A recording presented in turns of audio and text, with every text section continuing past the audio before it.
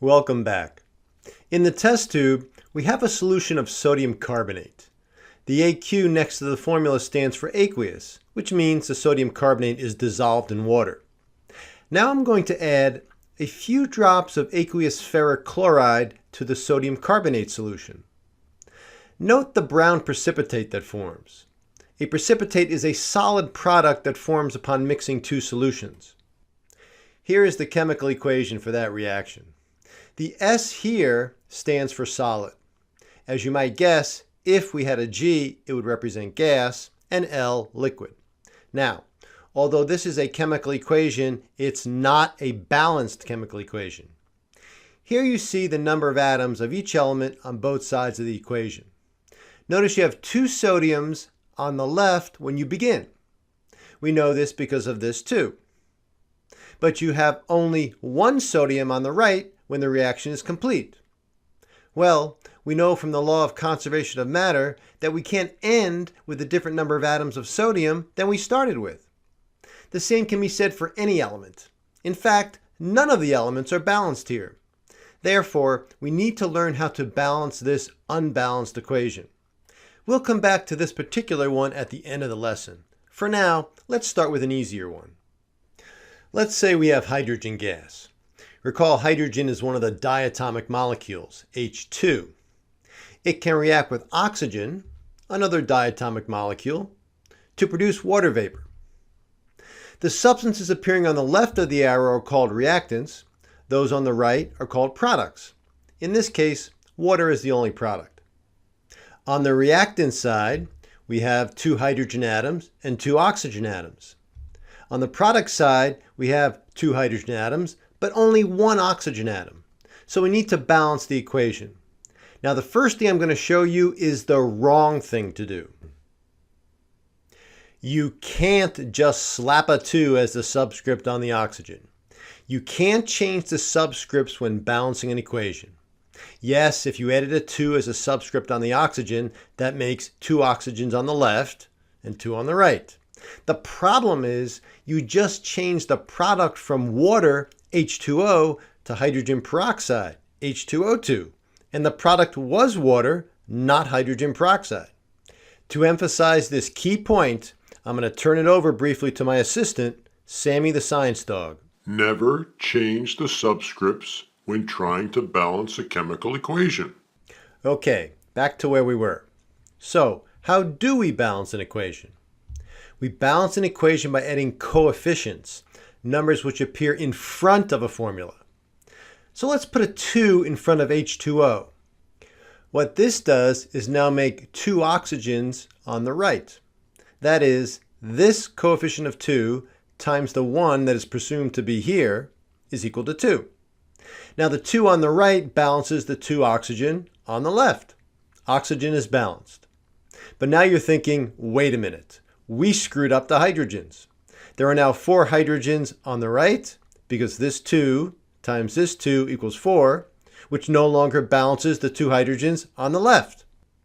So my first question for you is, predict how we balance the hydrogens. Stop the video now and write down your answer. If you put a 2 in front of the H2, nice job. That now gives us 4 hydrogens on the left and 4 on the right. Since the oxygens are still balanced, we now have a balanced equation. Remember, we only balance equations by adding coefficients, such as the 2 2's listed here. There's also a coefficient on the O2. It's presumed to be 1 when we don't see a number. Now it's your turn to practice more. I have 3 hints on strategy. First, in general, balance compounds before elements. For example, for this first one, balance this compound before you consider these elements. The reason for that is if you take care of an element last, whatever coefficient you use to balance that element will not unbalance any other elements. I'll introduce the other 2 hints later. Stop the video now and try to balance the 2 equations you see here.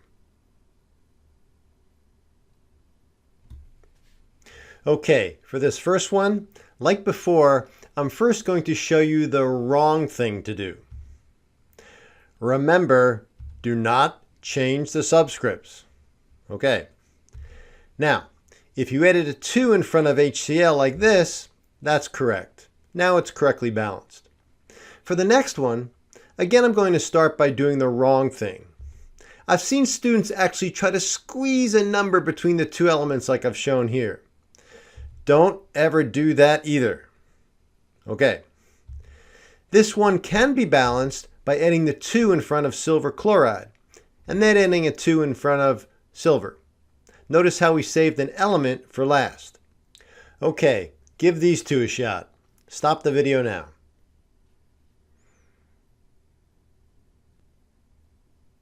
In this first one, they are all compounds, so it really doesn't matter where you start. So I'll just start with the bismuth chloride and add a coefficient of 2. That balances the 2 bismuth, which were over here. That now makes 6 chlorines on the left. That is, this 2 times this 3 is 6. So now we add a 6 in front of hydrogen chloride. But that also makes 6 hydrogen, so we now go back to the reactant side and add a 3 in front of hydrogen sulfide. Everything is now balanced because there are now also 3 sulfur on both sides. Make sure to ask in class if that's not clear. In the next problem, it's already balanced. Don't change anything. For this next one, I'm going to give you a head start. Remembering that we generally save elements for last, we'll balance this O2 last. So first, to balance the carbons, we add a 3 in front of CO2. That balances the 3 over here. To balance the hydrogens, we add a coefficient of 4 in front of water to give 8 hydrogens on the right, which balances the 8 on the left. Now stop the video for a few moments and finish this equation. To balance the oxygen, we need to count up all the oxygens on the product side. There are 6 here from 3 times 2. There are 4 here from 4 times 1. That gives a total of 6 plus 4 equals 10 oxygen on the product side. So the question then is, what number goes here that would also give 10 oxygen on the left? Well, hopefully you put a 5, because 5 times 2 equals 10. Now you have a balanced equation. Before we do this next one, I want to introduce our second hint. Hint number 2 is, it's okay to use fractions for coefficients. For example, let's go through this entire next one together. We start with a 3 in front of HCl to make 3 chlorines on the left. That balances the 3 chlorines here on the right. Now that also gives 3 hydrogens on the left. So to take care of the hydrogens on the right, our question is, what goes here so that when we multiply it by this, it will equal 3? And your first reaction might be, well, there is no whole number times 2 that equals 3. That's true. But you can use fractions, and 3 halves times 2 is equal to 3. Now this equation is fully balanced. Now it's also true that generally equations will only have whole numbers for coefficients. To be clear, what we have now is perfectly fine. But you can easily make these coefficients into all whole numbers and still have the equation balanced. Remembering the 2 coefficients we don't see are actually 1, we can then simply double everything. 1 becomes 2, 3, 6, 1, 2, and 3 halves becomes 3. Now we have all whole numbers and it's still balanced. Okay, apply everything you've learned so far and give this one a shot. Stop the video now.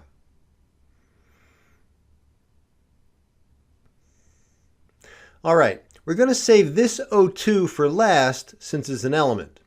So we add 4 in front of CO2 to balance the carbons, 5 in front of water to give us 10 hydrogens on both sides, and now we need to count up all the oxygens on the right-hand side. There's 8 here from 4 times 2, and 5 here from 5 times 1. So 8 plus 5 is 13 total oxygen on the right-hand side.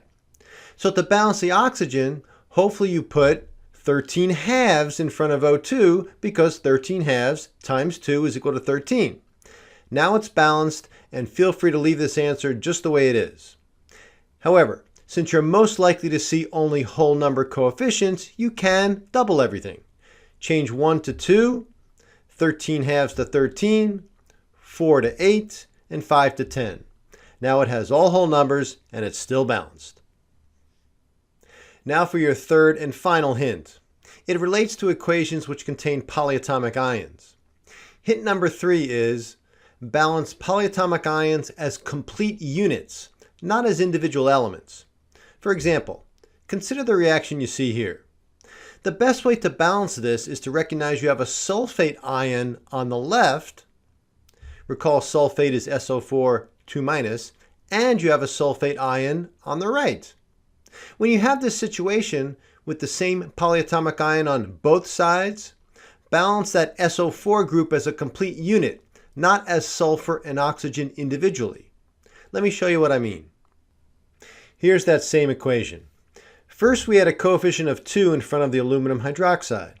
That makes 2 aluminum on the right to balance the 2 on the left.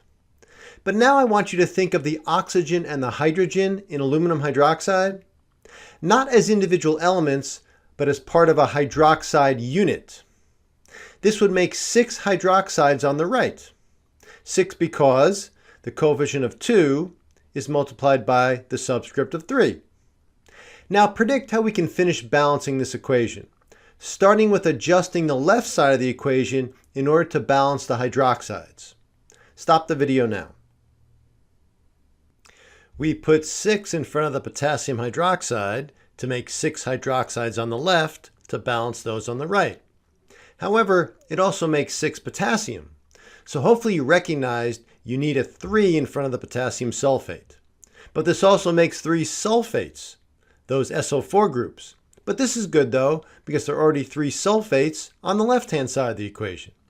This equation is now balanced. Remember, balance polyatomic ions as complete units, not as individual elements. So let's review the 3 hints for balancing chemical equations. Hint number 1, balance compounds before elements. Hint number 2, it's okay to use fractions as coefficients. And hint number 3, balance polyatomic ions as complete units. Those are hints that tend to make things easier. You don't necessarily need to follow them to get the right answer, but they tend to make it easier. On the other hand, a hard and fast rule that you can never violate is never change the subscripts when balancing an equation. You're not off the hook yet. One more thing. Recall that precipitation reaction we saw at the outset of the lesson? Here's the equation again. Apply what you've learned and balance the equation. Stop the video now. Now to solve this, it helps to employ hint number 3. Balance polyatomic ions as complete units. Notice the carbonate ion appears on both sides of the equation. There are 3 here on the right. Therefore, we put a 3 as a coefficient on the sodium carbonate. That makes 3 carbonates on the left. But now that makes 6 sodium on the left, so we put a 6 in front of the sodium chloride. Then to finish it off, we need a 2 over in front of the ferric chloride to make 6 chlorine to balance the 6 on the right. And that coefficient of 2 also makes 2 iron, which also works out nice with the 2 iron on the product side. Remember, treat a polyatomic ion as a complete unit. Well, thanks for listening, and see you next time.